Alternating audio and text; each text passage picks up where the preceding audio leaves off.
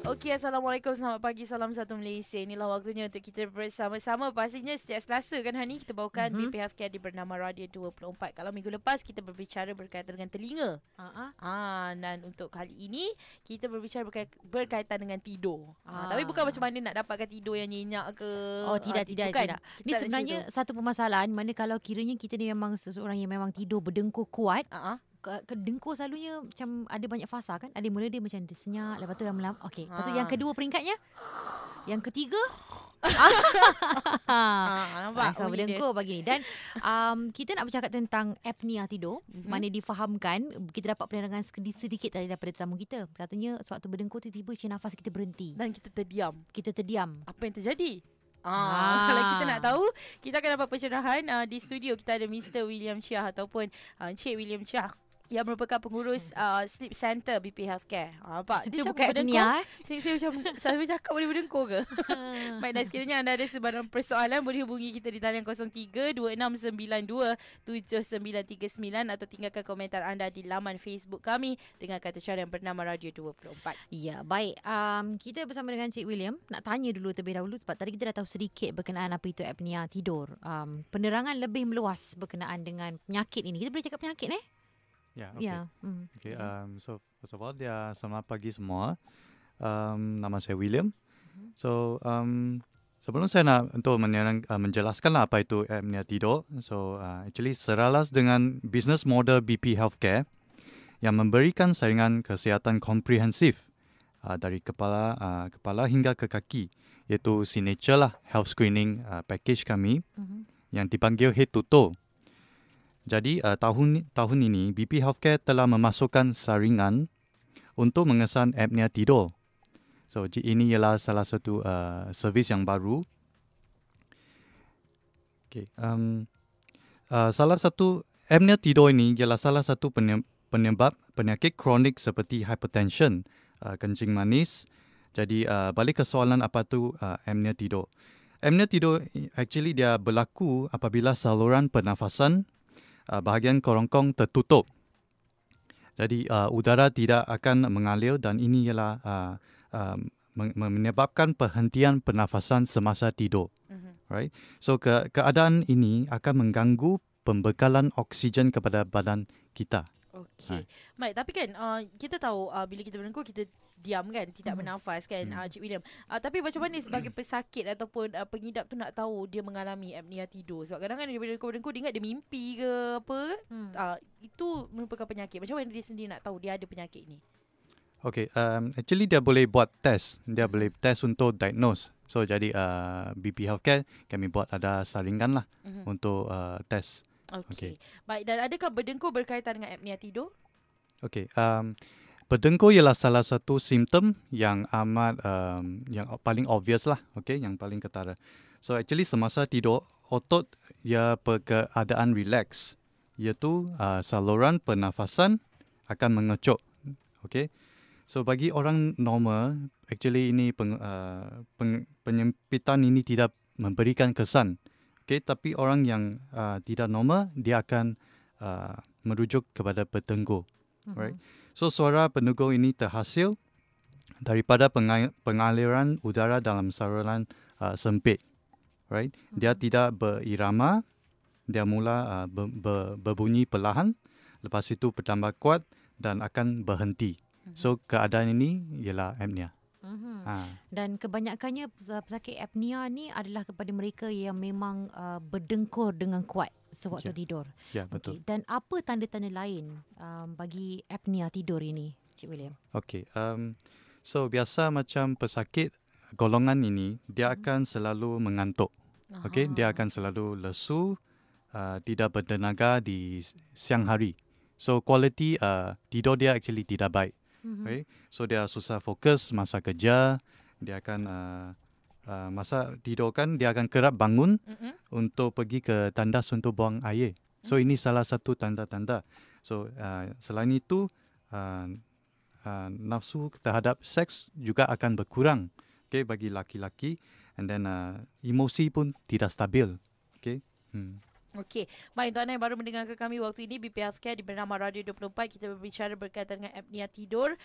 Di studio kita ada Encik William Chia yang merupakan pengurus Sleep Center BP Healthcare. Sebarang soalan anda boleh hubungi kita di talian 03-2692-7939 atau tinggalkan komentar dan persoalan anda di laman Facebook kami dengan kata carian Bernama Radio 24. Encik William, saya ada seorang rakan yang kadang-kadang tengah duduk pun ni tidur. Dah tidur tu terhempak pula dekat keyboard ni, tak sedar pop macam tu. Kadang-kadang sedang memandu pun tertidur. Adakah itu masalah apnea tidur ataupun masalah lain? Ya, ini salah satu simptom. Jadi kami recommend lah, recommend untuk dia buat selalu itu sleep test. Kalau confirm dia ada itu apnea tidur, dan kami boleh cadangkan itu rawatan yang seterusnya.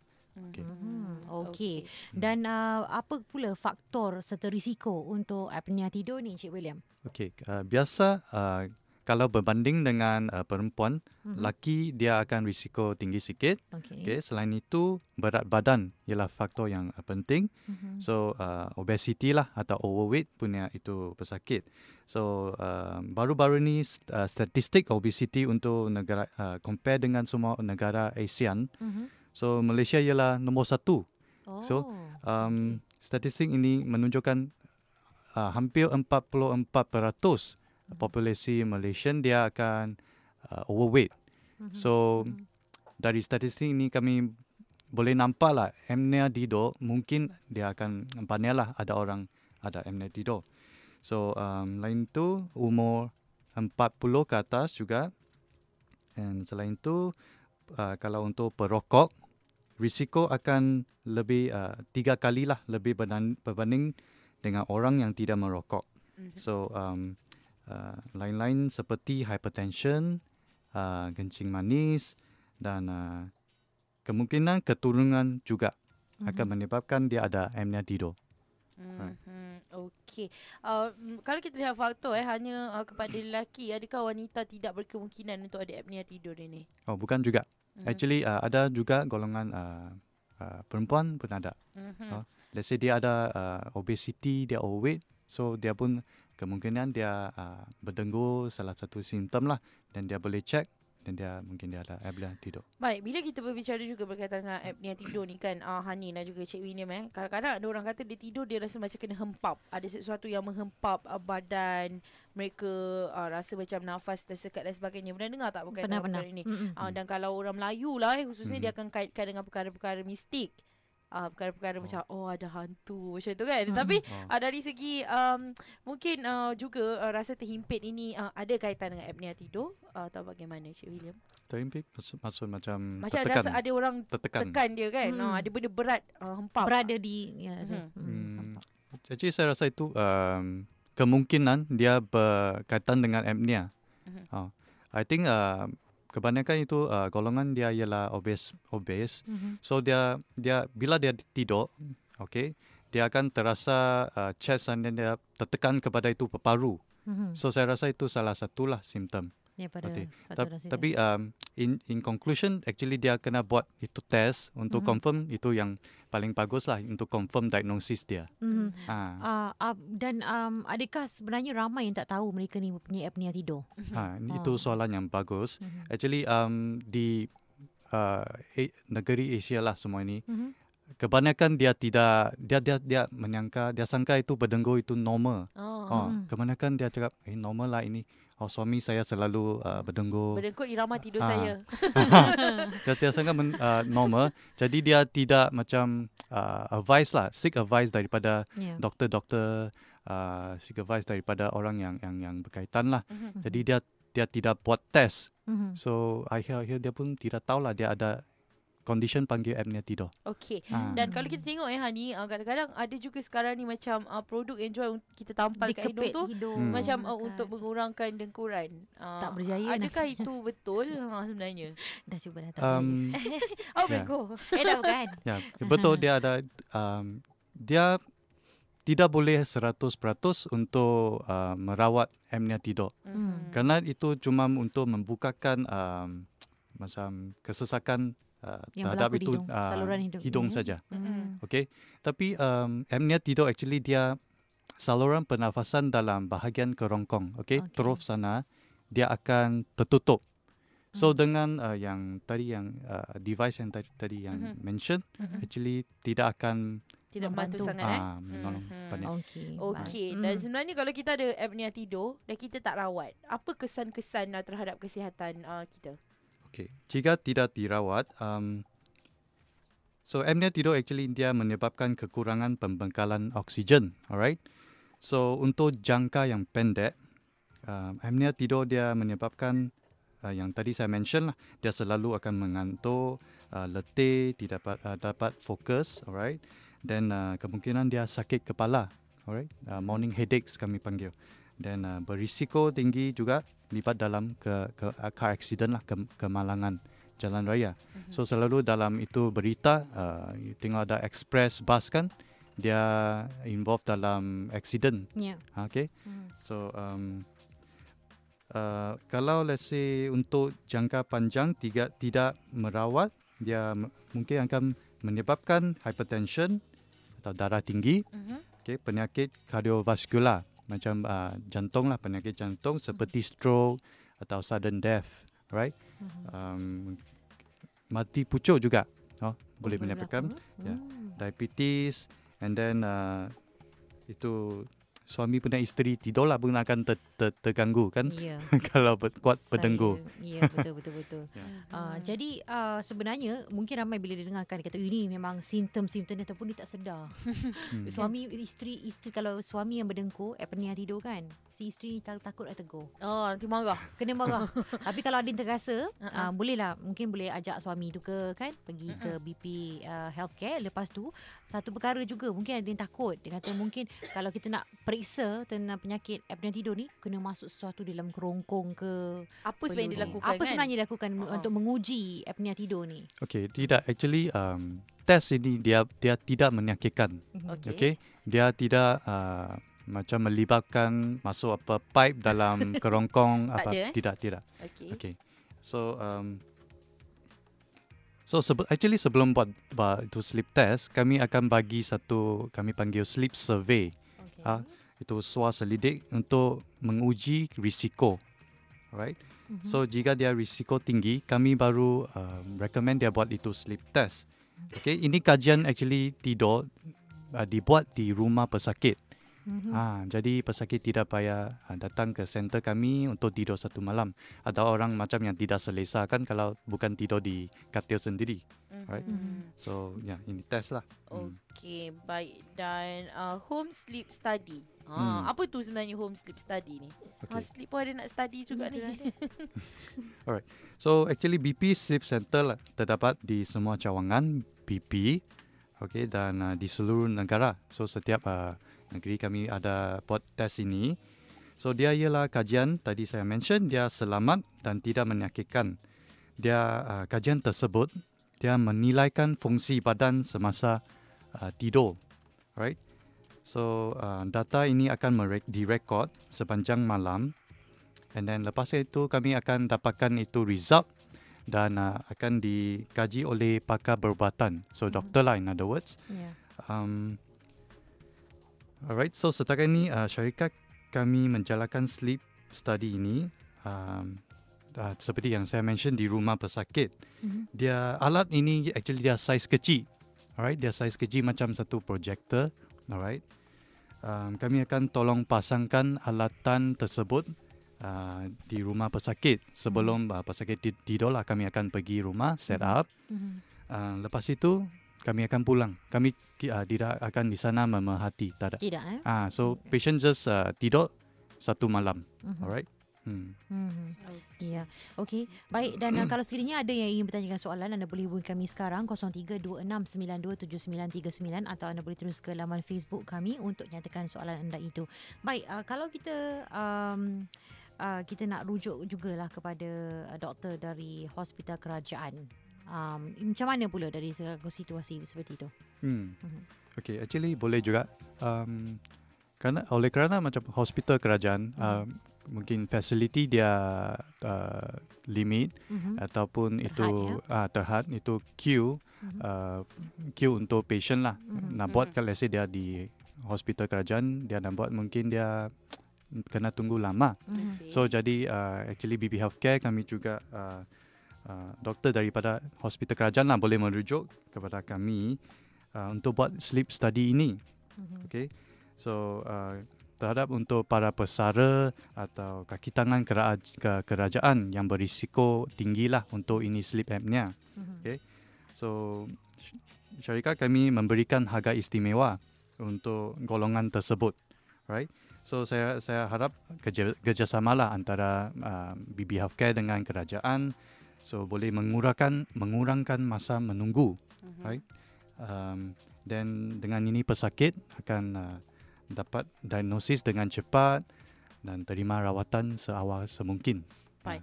Dan selepas kajian ataupun sleep test ini dan laporan telah didapati kan, apa sebenarnya pilihan rawatan yang ada untuk pesakit apnea tidur?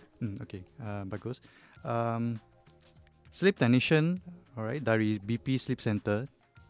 Lepas itu dapat itu data result, kami mengaji itu data-data dan doktor ENT kami dia akan prescribe, okay, satu alat untuk merawat apnea tidur. Okay, saya akan jelas sikitlah pasal itu alat. Dia dipanggilkan PAP machine, okay, PAP machine, okay. Dia biasa ada dua jenis, ialah CPAP dan BiPAP, alright. CPAP dalam English dia panggil Continuous Positive Airway Pressure dan BiPAP panggil Bilateral Positive Airway Pressure. Okay. So ini ialah rawatan yang paling biasa digunakan untuk apnea tidur. Alright. So bagaimana dia berfungsi? Dia akan membekalkan udara atau tekanan udara secara berterusan. Alright, CPAP dia untuk mengekalkan saluran udara buka. Tadi kami mention dia saluran pernafasan dia tertutup. So dia berhenti nafas semasa tidur. Jadi alat ini dia memberikan tekanan udara, membukakan itu saluran yang tertutup. So ini pastikan pembekalan oksigen dan pernafasan boleh dijalankan dengan normal semasa tidur.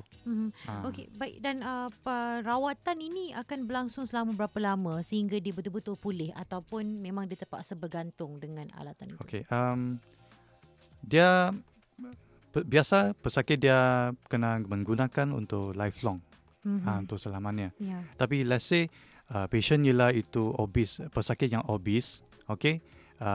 Sementara dia guna itu alat CPAP, mungkin dia pergi mengekalkan lifestyle kan, gaya hidup yang sihat.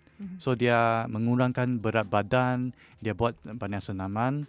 So kemungkinan lepas dia lost weight, dia akan berasa mungkin sleep apnea dia akan bertambah baik. Okay. So lepas itu doktor let's say dia exam lagi, dia buat exam lagi, merasa tidak payah menggunakan alat lagi. So mungkin pada masa itu dia boleh henti. Jadi dia kalau kita dah sihat kita boleh buang. Tidaklah seumur hidup nak pakai benda ni. Baik, dan kalau para pendengar ingin mendapatkan maklumat lanjut berkaitan dengan BP Sleep Center ini, laman sesawang apa yang mereka boleh layari? Okay, kami ada itu website www.bphealthcare.com/sleep-center. Okay, center itu CENTER. Okay. Dan di sana so kami ada banyak gambar-gambar macam mana kami akan buat itu test, okay, sleep test, maklumat pasal produk, okay, and then itu sleep survey tadi yang saya mention, suara selidik pun ada, dan maklumat cawangan-cawangan BP Healthcare semua di sana. Okey. Baik, dan ada yang tanya ni dia punya kos rawatan ini. Macam mana? Biasa itu alat CPAP kan, dia berangkung daripada mungkin 3,000 hingga 10,000 pun ada. Dia bergantung dengan itu survey atau tidak. Kami akan tengok. Lagi teruk, lagi mahal lah begitu. Jadi elok kita elakkan lah. Kita kena macam obesity ni. Macam tu mula-mula senaman. Betul. Kan, nak kena turunkan berat badan kan. Kadang-kadang orang yang besar, dia tak semestinya ada apnea, betul tak? Tak semestinya. Tak semestinya. Kadang yang kurus pun boleh kuat juga. Tak Ada. Pernah ada patient, saya ada patient yang kurus tapi dia ada yang Amnia yang serius. So tak Kalau semestinya. kanak-kanak mungkin ke? Ada juga. Yang kanak-kanak case mungkin dia special sikit. Kemungkinan dia keturunan, dia punya saluran pernafasan dia sempit. So mungkin case ini dia kena pergi surgery. Untuk membesarkan salurannya. Ada case juga yang otak dia tidak dapat memberikan itu input kepada otot kan untuk bernafas semasa tidur. So ini ialah lebih kepada neurologi punya pesakit lah. Juga ada mesin yang special untuk rawatan untuk kanak-kanak. Jadi ini bukan orang kata kecil-kecil anak penyakitnya. Nampak macam berdengkur sahaja tapi perlu juga mendapatkan rawatan. Jadi kalau anda nak dapatkan rawatan dan juga maklumat lanjut, sekali lagi laman sesawangnya www.bphealthcare.com Palang Sleep Center. Center tu CENTER. Jadi anda boleh dapatkan maklumat lanjut. Dan apa pun terima kasih diucapkan kepada Encik William Chia kerana sudi bersama-sama dengan kita pagi ini di Bernama Radio 24. Dan Encik William Chia merupakan pengurus Sleep Center PP Healthcare. Terus saja dengarkan kami pukul 9 pagi. Kita bawa